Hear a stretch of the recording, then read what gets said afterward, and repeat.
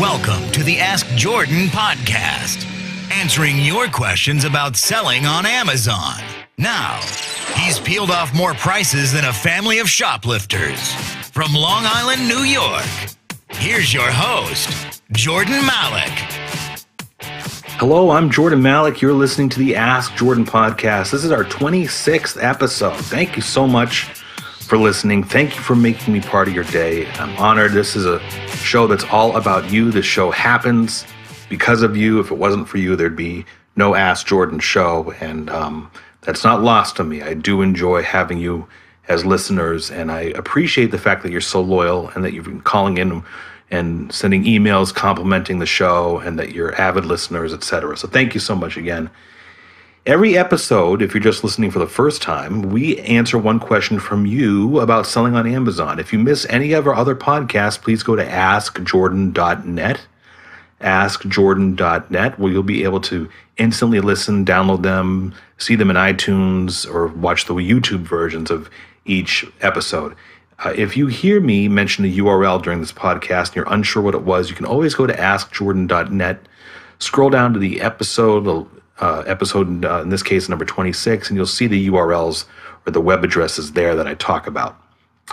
You can get 7 of my best-selling ebooks if your question is answered on this podcast. So near the end of this podcast, in just a few minutes, I'm going to tell you exactly how to do that.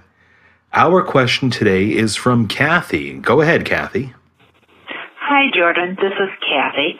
I have really 2 questions. The first is whether or not you've noticed categories where Amazon is very reluctant to share the buy box.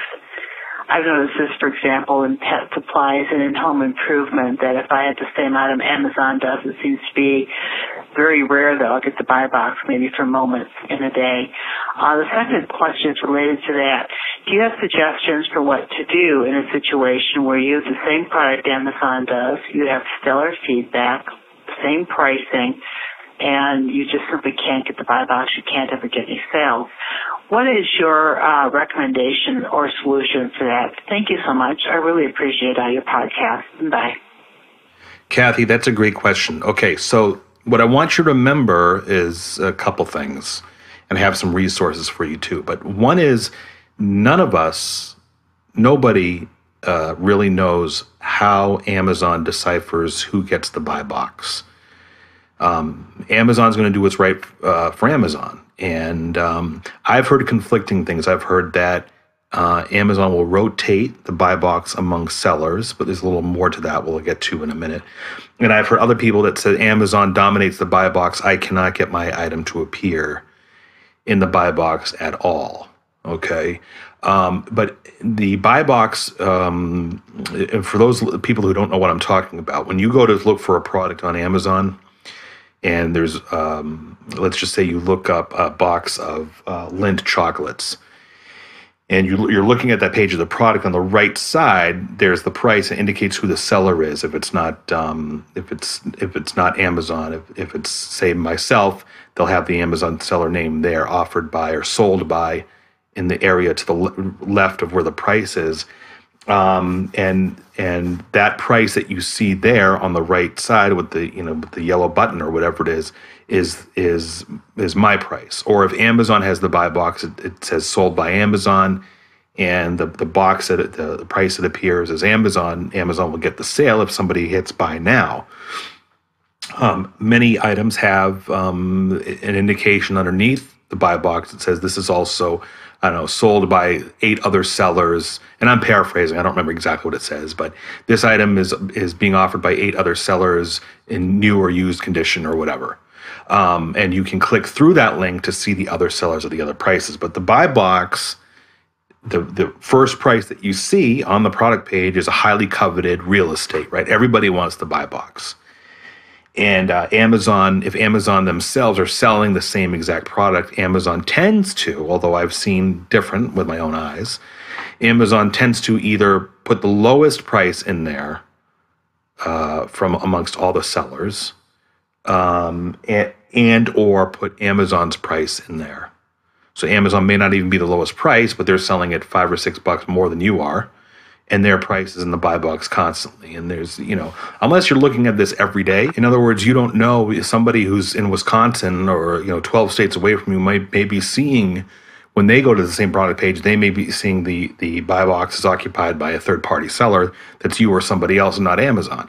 So Amazon just keeps these things very close, and nobody knows except Amazon how they make preferential treatment, et cetera. So, one of the things that you can do to help you gain some of that buy box exposure is to be one of the lowest prices, but that's not a guarantee, or be the lowest price.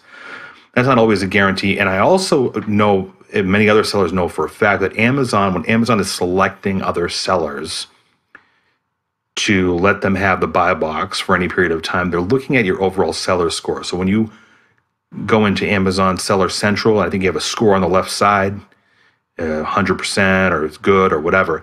They're looking at a number of factors to quote unquote reward you that buy box exposure. If you've got any significant dent in your feedback or your performance, Amazon is probably going to let other sellers have exposure to the buy box more often than you, right? And you just don't know. And Amazon could be delivering the buy box exposure in different regions for different sellers. Who knows what they're doing? I never look at whether or not Amazon is a seller or whether or not Amazon has the buy box when I'm buying an item to resell. And that is why I always talk about diversification in your products, okay? So many sellers jump on Amazon and they'll buy quantity 3,000 of an item, I don't know, a serrated, eco-friendly kitchen knife, and they'll buy like 3,000 of them for like $3 a piece. They'll blow like $9,000. And that's their only item on Amazon. And now they got $9,000 tied up in inventory because no matter how much they lower the price, Amazon still has the buy box, and these people are getting just a few sales a week. Or Amazon doesn't have the buy box and other sellers are rotating and they're frustrated. So you'll rarely see me buying quantity more than a quantity 5, 10 of any specific item. That's because I don't really buy, generally, I don't buy wholesale. And I'm not buying pallets of products. A lot of my sourcing is either online, or I'm sourcing products online to resell, and I'm buying quantity 2, 5, 10, 20. Or I'm buying at liquidation stores, I have to actually travel out of state to get to those when I do it. And I'm buying quantity 2, 5, 10, 15, 20. The numbers when I'm buying quantity more than, say, quantity 10 or 20, it's usually what I call a consumable. It's a grocery item. It's cake mix. It's razor blades. I don't know. Adult incontinence underwear, whatever. If I see a good deal and it's a consumable, I may buy quantity 20, 25 or whatever. But my products are diversified. I've got books, not so much books, CDs, and DVDs anymore. I've kind of phased out of that. But books, CDs, DVDs, used and new, of all the above. Used toys, Amazon calls them collectible toys. I have new toys. I have grocery products. I have beauty products. I'm probably missing some like electronics. If I thought about it, I think of a few other things, but I'm diversified amongst my products. Now that's, an average seller will look at that and say, I don't have time to do that. I don't have time to diversify. I want to buy quantity 500. I want to buy quantity 1,000. Well, the risks of doing that is that Amazon can come in at any point. Even if you're the only seller at the time, Amazon can go find the same supplier, negotiate better terms, and undercut you on price. And Amazon doesn't even care if it sells it at a loss. Amazon wants to be, selling that product. They're going to sell it at their own terms. And a lot of other sellers get upset about that, but that's what we have to deal with. Now, other than diversifying your products so you can spread your risk among, 200, 300 different items, other than doing that, there's two other methods that you should explore, and I'm going to have resources for you on one of them. The first one is introducing a new product to the Amazon catalog that's not already there. Okay, so you're in a store and you see a clearance on orange coconut cake mix, and you scan it on your scanner, or you have your husband look it up on Amazon. They're like, gee, there's nothing, this cake mix doesn't appear. this Duncan Hines brand doesn't appear. Now there's a brand by Betty Crocker that appears, and it's selling for $12 a box, and you found it, and it's the Duncan Hines version. You got it at $1 a box. Yeah, I can compete with that. And you create the product listing for the first time in the Amazon catalog, right? And that's all spelled out for you on how to do that in Amazon Seller Support. You take your own picture of the cake mix box, and you create the Duncan Hines orange coconut cake mix, and you're the first and only seller there. Well, chances are that you are going to have a great window of opportunity to make sure you get $12 a box. So introducing products to the Amazon catalog for the first time ever. I have a website called Find Spotter, and VIP members get a list of products they can buy in stores and major chain stores or online. And there's I'm not selling you on the membership. There's a waiting list right now anyway, because I keep a membership cap to minimize competition among sellers. But for those Find Spotter VIP members, once or twice a month or so, I should say once every month or two, I alert them to some in-store deals at a major chain. I'm not going to say who it is. It's a major chain that's primarily located up and down the East Coast of the U.S., and there's some of the stores in central of the country, central north. And this chain store tends to buy out entire lines of products from manufacturers or distributors. So there's not much competition of other stores selling the same thing. You don't find a plethora of this online, of these products. And their prices for many of the products are almost wholesale prices. I mean, they're a retail store. They target consumers. But their prices are almost at a wholesale level where you could actually buy quantity 20 or 50 of stuff and sell it at 5 times the price on Amazon. And the challenge, which I think is an opportunity, is that many of those products are not in the Amazon catalog yet because they're not widely available.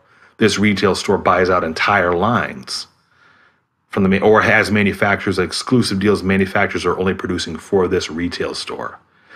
So I will tell our VIP members specifically what products.